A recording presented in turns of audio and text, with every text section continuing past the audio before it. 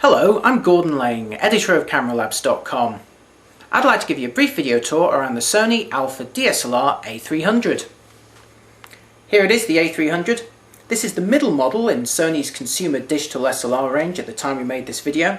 It sits in between the entry-level A200 and the higher-end A350. Unlike the A350, the A300 is very strongly based on that entry-level A200 model. They share essentially the same body shape, control layout, and also the same built-in anti-shake system that works with any lens you attach. And I've got the A300 mounted here with the standard 18 to 70mm kit lens. Now the A300 actually has exactly the same sensor as the A200 and the same image processing engine too, so the image quality of these two models is essentially identical. However, the A300 has two very important differences. It features a live view system, and a very quick live view system at that, and also a vertically tilting monitor on the back that allows you to compose at unusual angles. And I'll be giving you a demonstration of both of those later on in the video. But right now let's take a closer look at the A300's controls. The A300's controls greatly resemble those on the A200. In the top left side of the body you've got the main mode dial, a chunky power switch, and a button on the side of the body that pops up the internal flash. And you'll notice here the shorter hinge distance means the flash doesn't pop up quite as high as many rival DSLRs. Moving to the top right side of the body you'll find the shutter release button, the finger dial, and nice big chunky buttons here for the ISO sensitivity and the drive mode. It's very easy to operate these when wearing gloves. Now the big difference between the A300 and the A200 is the inclusion of live view facilities on this model. And to activate them you simply flick this switch from OVF, that's optical viewfinder, to live view. It really is as quick and as simple as that. But because this is a mechanical switch, it's allowed Sony to perform quite a neat trick with the optical viewfinder. Now if we take a look at this, in order to prevent stray light from entering the optical viewfinder, there's a shutter curtain that closes. Now that's nothing particularly unusual, but the neat thing about the way Sony's implemented this system is that the curtain automatically closes when you switch this to live view mode. I'll show you that right now. So if I flick it to live view, you'll see that curtain's now closed in the viewfinder. Back to optical viewfinder and it opens again. Live view, OVF. So that's quite neat the way Sony's implemented that. Also new to the A300 over the A200 is this smart teleconverter button, and I'll be showing you how that works later on in the video. Moving down to the bottom right of the camera you'll find the switch that activates the internal stabilization system, Super Steady Shot. Turning to the side of the body, behind the flap here, you'll find two ports. The one at the top for remote control and the one at the bottom there for a DC input. Turn the camera to the other side and you'll find behind this door the memory card slot. And like the A200 and the A350, this camera takes compact flash memory cards. You also notice here a tiny port in the top left corner. This is actually the combined USB and TV output.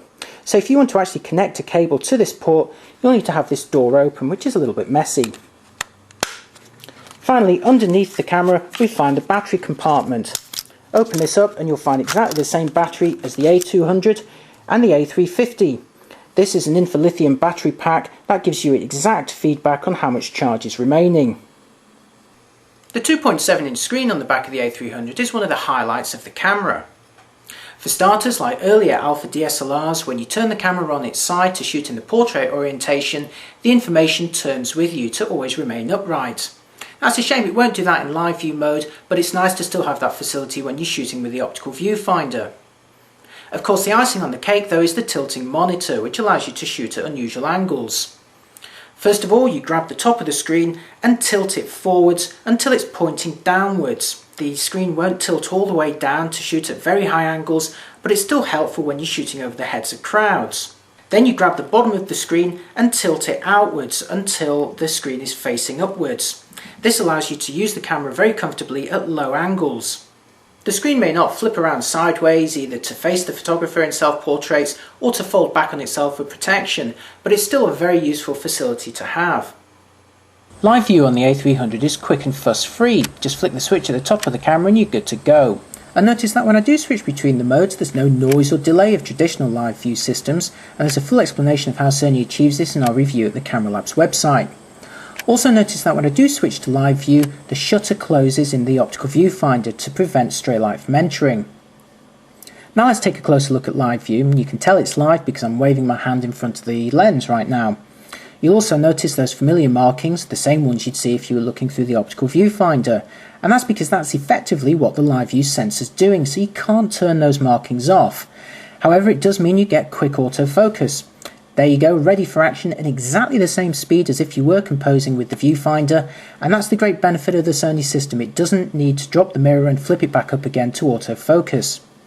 Press the display button, you can overlay shooting information including the battery life in the top left corner. Press it again and you get a live histogram in the bottom left corner. That of course is showing the range of tones in the image. Now unfortunately you can't overlay any other graphics on the screen like an alignment grid because they'd interfere with those focusing marks which are already there, and as I mentioned earlier you can't turn them off. However, you can overlay some settings to change, like the sensitivity. If we switch into the drive mode, you can also change that while still maintaining the live view. And here you can see that you can switch between a 2-second and a 10-second self-timer, and here are also the various bracketing options. One of the live view features on the A300 is the teleconverter option. This actually magnifies the centre of the screen. Press it once, it magnifies by 1.4 times, press it again and it magnifies by 2 times. Now this is just magnifying the centre of the screen. It's acting like a digital zoom, so if you took the picture right now, you'd be capturing it at a lower resolution.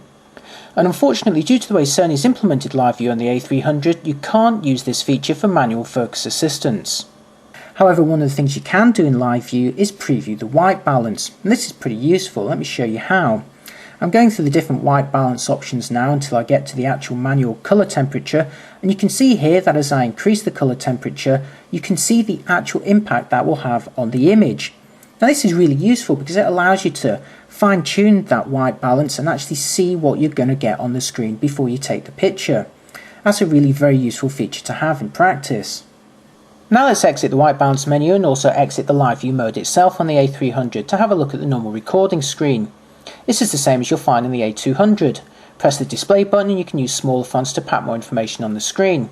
And notice how the battery life in the bottom left corner is shown as an accurate percentage remaining.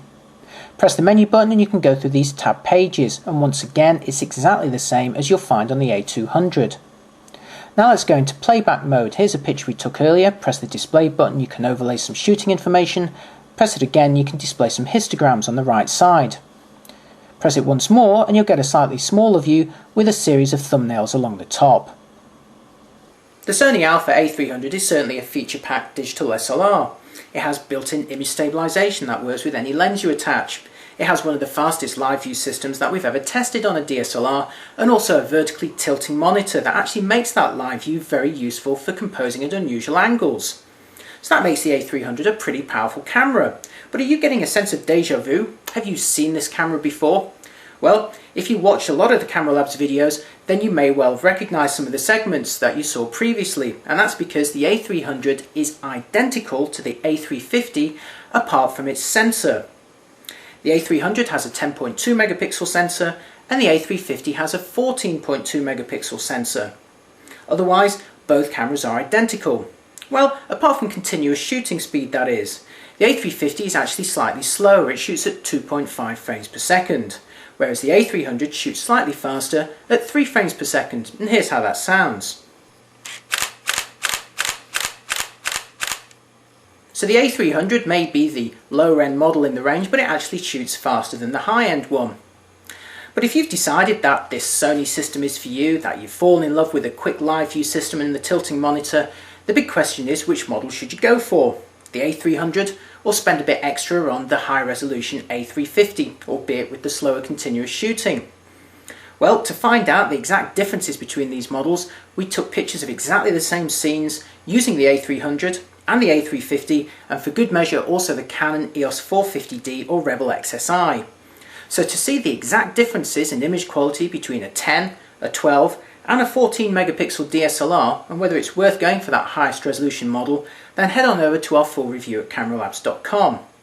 There you'll also find feature comparisons that will help you decide which one of these cameras is going to be best for you. So to find out if the A300 is the ideal digital SLR or whether you should maybe go for the higher end model, head on over to our full review. You'll find it at www.cameralabs.com.